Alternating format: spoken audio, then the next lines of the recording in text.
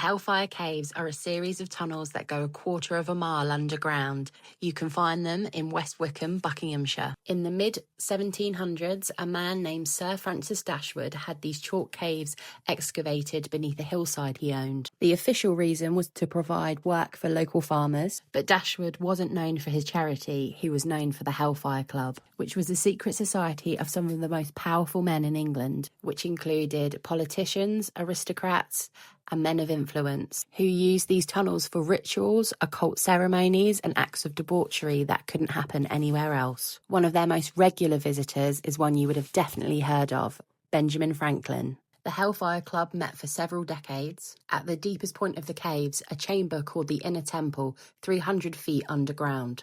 Members would cross a passage they named the River Styx, the crossing into the underworld. The club eventually collapsed in 1766, brought down, of all things, by a prank. A member released a monkey during a ceremony. The Earl of Sandwich generally believed it was the devil. The Earl of Sandwich fled, the club never recovered, and Dashwood died in 1781. Upon Dashwood's death, the caves were sealed and were not opened again to the public until 1951. There are supposedly 2 apparitions which haunt the Hellfire Caves. The first apparition is that of Paul Whitehead, the club's steward and Dashwood's closest companion and loyal keeper of his secrets. Before dying in 1774, he made one final request, and that was for his heart to be removed from his body and kept in an urn at the mausoleum above the hill.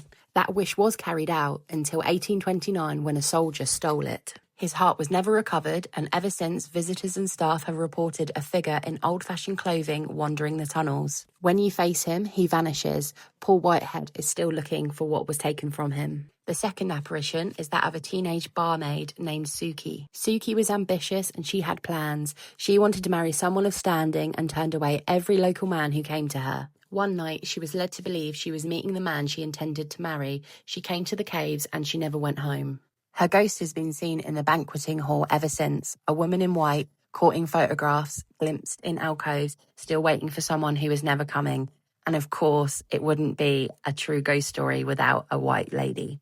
The caves are still there and still open for you to walk the same tunnels, cross the same river, stand in the same inner temple where the Hellfire Club once gathered in the dark. The chanting that some visitors hear, there's no source for it.